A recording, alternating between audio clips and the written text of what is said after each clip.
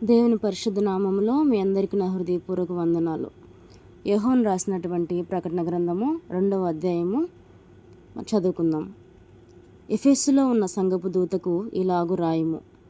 7 నక్షత్రములు తన కుడి చేత పట్టుకొని 7 దీపస్తంభముల మధ్య సంచరించువాడు చెప్పు సంగతులేవనగా, నీ క్రియలను, నీ కష్టమును, నీ సహనమును నేను ఎరుగుదును. నీవు దుష్టులను సహింపలేవనియు, అపోస్తలులు కాకయే తాము అపోస్తలమని చెప్పుకొని వారిని పరీక్షించి వారు అబద్ధికులని నీవు కనుగొంటివనియు, నీవు సహనము కలిగి నా నామము నిమిత్తము భారము భరించి అలయలేదనియు నేను ఎరుగుదును. 4వ వచనము. అయినను మొదట నీకుండిన ప్రేమను నీవు వదిలితివని నేను నీ మీద తప్పు ఒకటి మోపవలసి ఉన్నది. నీవు ఏ స్థితిలో నుండి పడితివో అది జ్ఞాపకం చేసుకొని మారు మనసు పొంది ఆ మొదటి క్రియలను చేయుము. అట్లు చేసి నీవు మారు మనసు పొందితేనే సరి. లేని ఎడల నేను నీ యొద్దకు వచ్చి నీ దీపస్తంభమును దాని చోట నుండి తీసివేతును. అయితే ఈ ఒకటి నీలో ఉన్నది, నికోలాయితుల క్రియలు నీవు ద్వేషించుచున్నావు, నేను కూడా వీటిని ద్వేషించుచున్నాను. 7వ వచనం. చెవిగలవాడు ఆత్మ సంగములతో చెప్పుచున్న మాట వినుగాక. జయించు వానికి దేవుని పరదేశంలో ఉన్న జీవవృక్ష ఫలములు భుజింపనెత్తును. 8వ వచనం.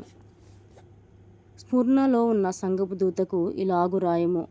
మొదటివాడును కడపటివాడునై ఉండి మృతుడై మరలా బ్రతికిన వాడు చెప్పు సంగతులేవనగా, నీ శ్రమను దరిద్రతను నేను ఎరుగుదును.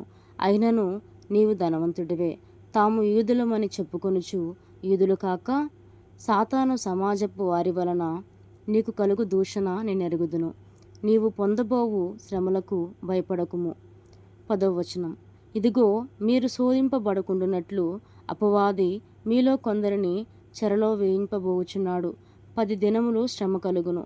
మరణము వరకు నమ్మకముగా ఉండుము, నేను నీకు జీవకిరీటం ఇచ్చెదను. సంగములతో ఆత్మ చెప్పుచున్న మాట చెవిగలవాడు వినుగాక. జయించువాడు రెండవ మరణం వలన ఏ హానియు చెందడు. 12వ వచనం. పెర్గములో ఉన్న సంఘపు దూతకు ఇలాగు రాయము. వాడి అయిన రెండంచులు గల ఖడ్గము గలవాడు చెప్పు సంగతులేవనగా, 13వ వచనం. సాతాను సింహాసనమున్న స్థలములో నీవు కాపురమున్నావని నేను ఎరుగుదును. మరియు సాతాను కాపురమున్న ఆ స్థలములో నా యందు విశ్వాసి అయి ఉండి నన్ను గూర్చి సాక్షి అయిన అంతిపా అనువాడు మీ మధ్యను చంపబడిన దినములలో నీవు నా నామము గట్టిగా చేపట్టి నా యందలి విశ్వాసమును విసర్జింపలేదని నేను ఎరుగుదును. 14వ వచనం. అయినను నేను నీ మీద కొన్ని తప్పిదములు మోపవలసి ఉన్నది. అవేమనగా, విగ్రహములకు బలిగిచ్చిన వాటిని తినునట్లును, జారత్వము చేయునట్లును, ఇశ్రాయేలీలకు ఉరియొడ్డుమని బాలాకునకు నేర్పిన బిలాము బోధను అనుసరించువారు నీలో ఉన్నారు. అటువలనే నికోలాయితుల బోధ అనుసరించు వారును నీలో ఉన్నారు. 16వ వచనం. కావున మారు మనసు పొందుము. లేని ఎడల నేను నీ యొద్దకు త్వరగా వచ్చి నా నోటి నుండి వచ్చి ఖడ్గము చేత వీరితో యుద్ధము చేసేదను. సంగములతో ఆత్మ చెప్పుచున్న మాట చెవిగలవాడు వినుగాక. జయించు వానికి మరుగైయున్న మన్నాను భుజింపనెత్తును, మరియు అతనికి తెల్ల రాతినిత్తును. ఆ రాతి మీద చెక్కబడిన ఒక కొత్త పేరుండును, పొందిన వానికే గాని అది మరి ఎవనికిని తెలియదు. 18వ వచనం. తుయతైరలో ఉన్న సంఘపు దూతకు ఇలాగు రాయము. అగ్నిజ్వాలల వంటి కనులను, అపరంజిని పోలిన పాదములు గల దేవుని కుమారుడు చెప్పు సంగతులేవనగా, నీ క్రియలను, నీ ప్రేమను, నీ విశ్వాసమును, నీ పరిచర్యను, నీ సహనమును నేను ఎరుగుదును. నీ మొదటి క్రియల కన్నా నీ కడపటి క్రియలో మరీ ఎక్కువైనవని ఎరుగుదును. 20వ వచనం. అయినను నీ మీద తప్పు ఒకటి నేను మోపవలసి ఉన్నది. ఏమనగా, తాను ప్రవక్తనని చెప్పుకొనుచున్న యెజబెలను స్త్రీని నీ ఉండనిచ్చుచున్నావు. జారత్వము చేయుటకును, విగ్రహములకు బలి ఇచ్చిన వాటిని తినుటకును అది నా దాసులకు బోధించుచు వాటిని మోసపరచుచున్నది. మారు మనసు పొందుటకు నేను దానికి సమయం ఇచ్చితిని గాని అది తన జారత్వం విడిచిపెట్టి మారు మనసు పొందనొల్లదు. 22వ వచనం. ఇదిగో, నేను దానిని మంచము పట్టించి దానితో కూడా వ్యభిచరించువారు దాని క్రియల విషయమై మారు మనసు పొందితేనే గాని వారిని బహుశ్రమల పాలు చేతును. దాని పిల్లలను నిశ్చయముగా చంపెదను.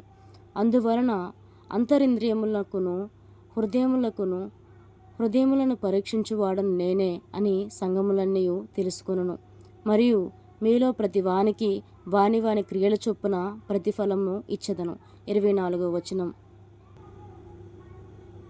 అయితే తూయితయ్యలలో కడమవారైన మీతో అనగా ఈ బోధను అంగీకరింపగా సాతాను యొక్క గూఢమైన సంగతులను ఎరుగమని చెప్పుకొని వారందరితో నేను చెప్పుచున్నదేమనగా, మీ పైని మరి ఏ భారమును పెట్టను. నేను వచ్చే వరకు మీకు కలిగి ఉన్న దానిని గట్టిగా పట్టుకొనుము. 26వ వచనము.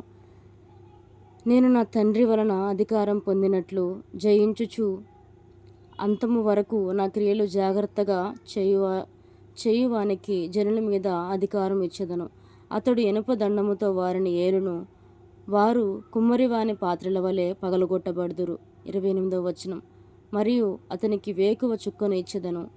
సంగములతో ఆత్మ చెప్పుచున్న మాట చెవి గలవాడు వినుగాక.